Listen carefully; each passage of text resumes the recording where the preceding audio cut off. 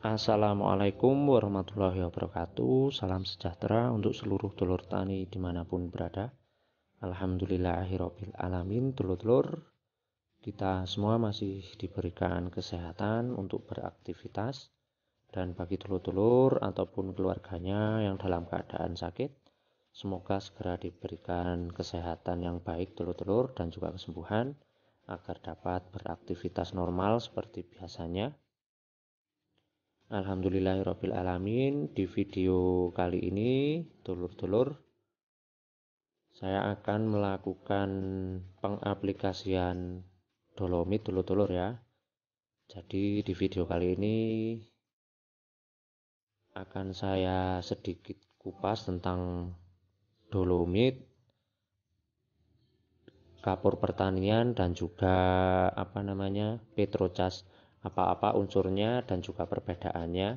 Jadi untuk tanaman jeruk sebaiknya kita memakai apa? Simak terus videonya, jangan di skip-skip dulur ya. Sedikit mengulas dulur, alhamdulillah untuk pertunasannya brol-brol. Ini adalah tunas kedua setelah kemarin pemupukan, karena kita menggunakan pupuk yang bersifat slow release. Jadi untuk pertunasan sekarang benar-benar berbunga semua dulur, bisa dilihat dulur. Nah, untuk yang pertama adalah petrocas yang sudah sering diketahui untuk dari dulur-dulur semua ya, dengan kandungan kalsium oksida 30%, sulfur 42%, air dan bahan-bahan pembawa lainnya 8%, 18%. Nah, itu tadi dulur untuk petrocas yang biasa digunakan atau yang sudah umum dulur-dulur ya. Dan yang kedua adalah katan atau kapur pertanian merek dagang Kebomas dengan kandungan kalsium oksida 30% dan karbon dioksida 55% dulur-dulur ya. Nah, ini yang sering kita jumpai baik untuk tanaman hortikultura ataupun tanaman-tanaman yang semusim dulur-dulur ya. Dan yang terakhir yaitu dolomit dulur-dulur.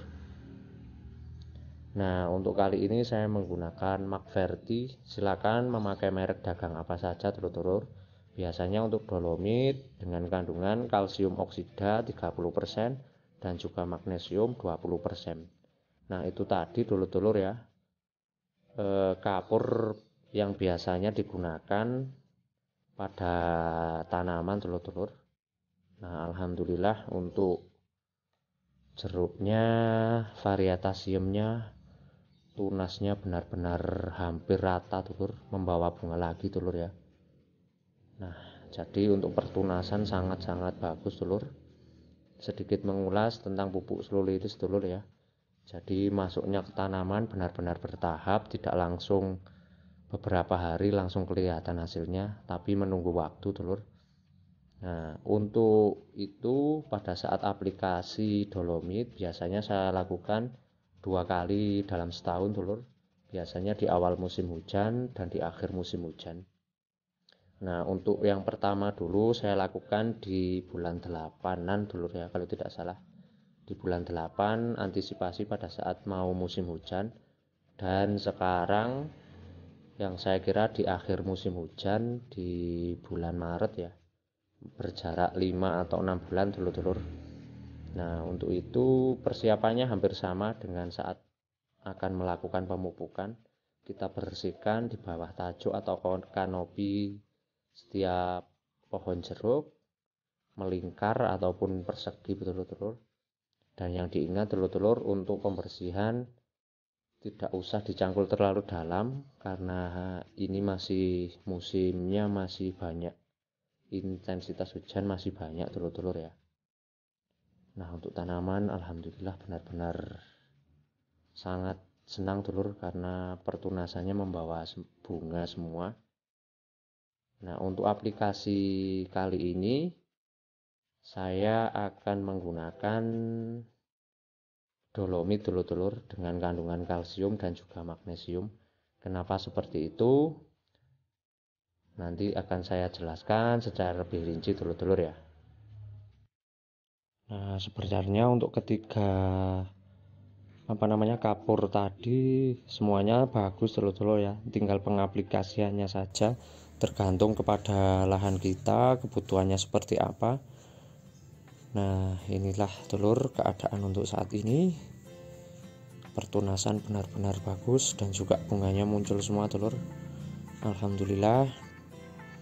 Nah ini pekerjaannya langsung paralel telur, masuknya beberapa rekan membersihkan dan juga saya langsung menabur karena takutnya keburu. Rencananya mau langsung saya berikan pupuk susulan lagi telur. Jadi untuk pekerjaannya langsung kita double telur, tidak nunggu semua bersih. Nah untuk kali ini saya menggunakan dolomit telur McVerti untuk merek dagang. Nah aturan pakainya bisa disebarkan di bawah tajuk tanaman dengan kandungan magnesium kurang lebih 20% dan kalsium 30%, dan 1%-nya adalah air telur. Bentuknya sangat bagus telur, seperti tepung, tidak ada gumpalan sama sekali, berbeda dengan biasanya petrocas ya, yang warnanya agak sedikit kecoklatan ataupun kebumas dan juga sedikit berair. Kalau ini benar-benar bagus seperti tepung telur. Untuk dosis sendiri kita menyesuaikan saja telur, kalau kita anggap sudah rata langsung kita berikan secukupnya saja. Nah ini setelah saya bersihkan di bawah tajuk.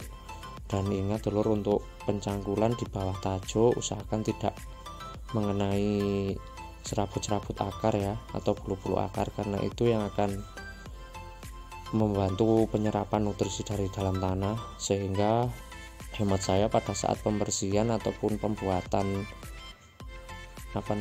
lubang untuk pemupukan ataupun penaburan, usahakan tidak terlalu dalam, cukup dibersihkan saja telur.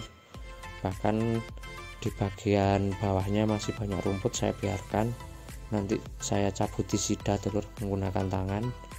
Nah yang terpenting untuk tempat menaruh pupuk sudah bisa meresap, tidak mudah tergeser oleh air, itu sudah cukup telur. Nah langsung saja kita tabur seperti kita menabur pupuk telur. Nah untuk dolomit sendiri sering dikesampingkan oleh para petani telur-telur ya, padahal untuk manfaatnya sangat bagus bagi tanah dan juga tanaman, apalagi untuk dolomit yang mengandung magnesium sulfat, karena saya memakai itu telur. Nah manfaat magnesium sulfat bagi tanaman yang pertama adalah membantu proses fotosintesis dan respirasi pada tanaman, karena untuk magnesium sulfat dia akan membuat klorofil pada daun meningkat telur, jadi tanaman tampak lebih hijau. Yang kedua, meningkatkan imunitas tanaman terhadap hama dan penyakit, jadi tanaman akan terlihat lebih kuat dan terlebih subur telur-telur ya. Apalagi untuk pengaplikasian di lahan kering, tanaman lebih tahan terhadap kekeringan, terhadap kekurangan air. Yang ketiga, yang paling penting telur-telur, meningkatkan produktivitas tanaman. Nah di samping itu juga dolomit berperan sangat penting bagi tanah telur-telur ya. Untuk manfaat-manfaatnya simak terus videonya telur-telur ya. Nah kita tabur melingkar telur-telur sampai rata,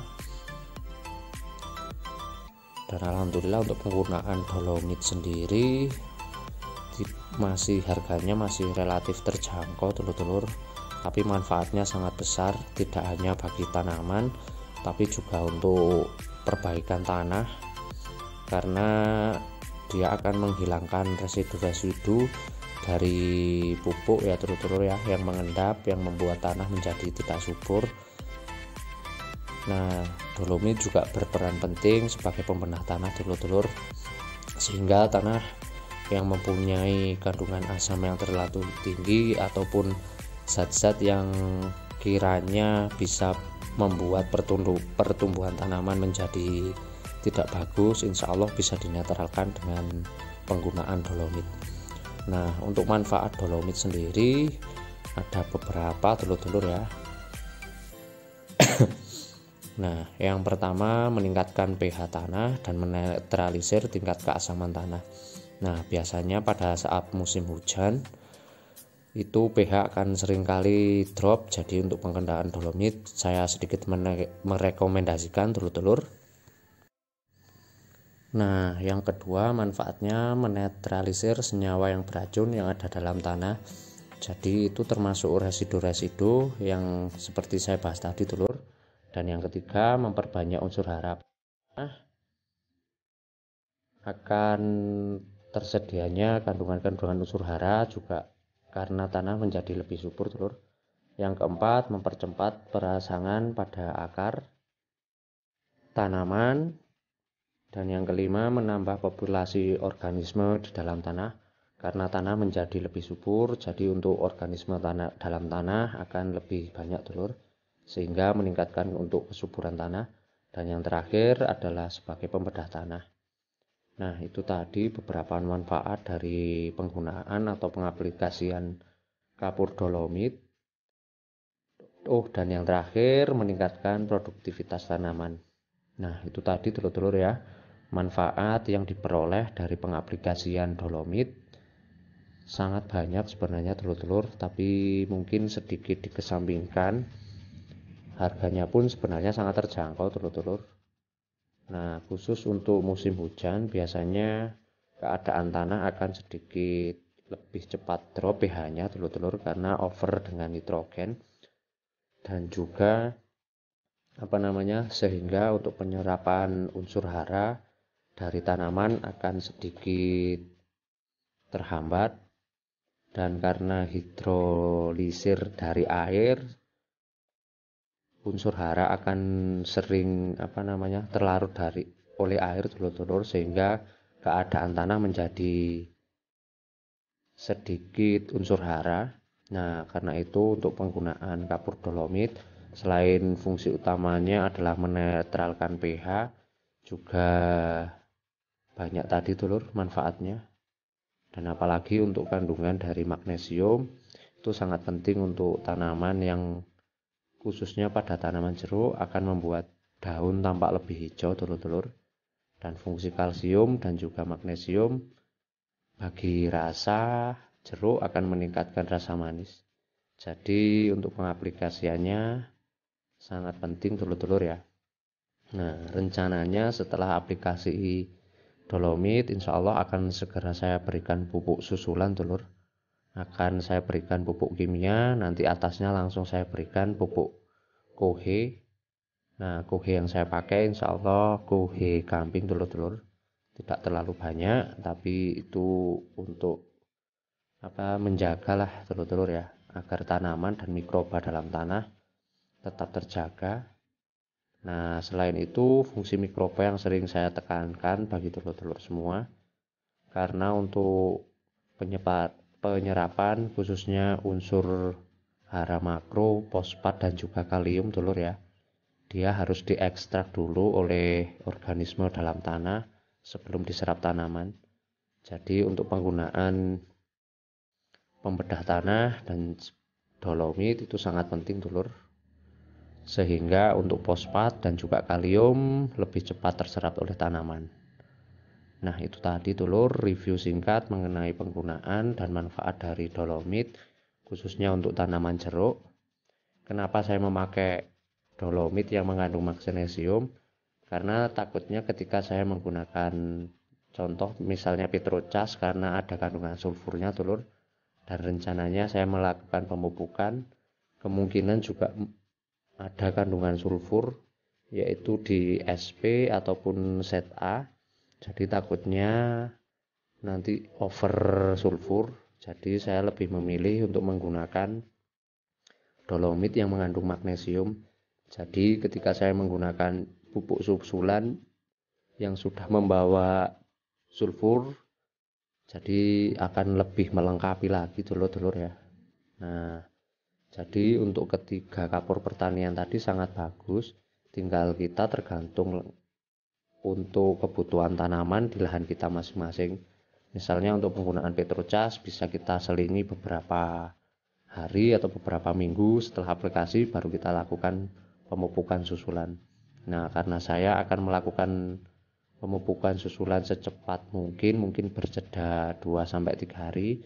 Jadi saya pakai yang dolomit dengan kandungan kalsium dan juga magnesium. Nah, itu tadi telur-telur review singkat mengenai penggunaan dolomit bagi kebutuhan lahan kita, terutama buah jeruk. Dan alhamdulillah telur, untuk keadaannya sangat-sangat memuaskan. Pertunasan juga sangat bagus telur, bisa kelihatan. Dan yang lebih bagus lagi, hampir bisa saya katakan untuk setiap pertunasan sebagian besar membawa bunga telur. Nah, kita zoom telur ya. Yang ini masih sedikit malu-malu telur. Tapi kalau didekatkan masih ada beberapa yang benar-benar brol telur ya di tunas kedua ini, dan benar-benar alhamdulillah. Nah, bisa kelihatan telur. Untuk yang bunga kemarin setelah pemupukan sudah berubah menjadi sebesar merica, dan untuk tunas yang berikutnya bisa dilihat telur ya, brol full bunga masih, katanya orang anak muda zaman sekarang telur-telur.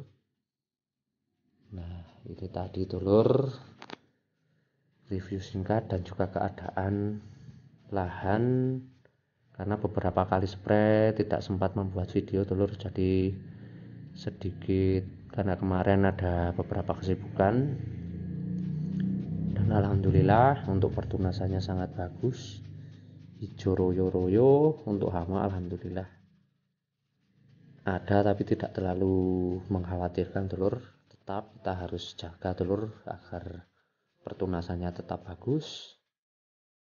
Nah, saya akhiri telur-telur, tetap amanah dan selalu ingat bahwa petani adalah profesi yang sangat mulia.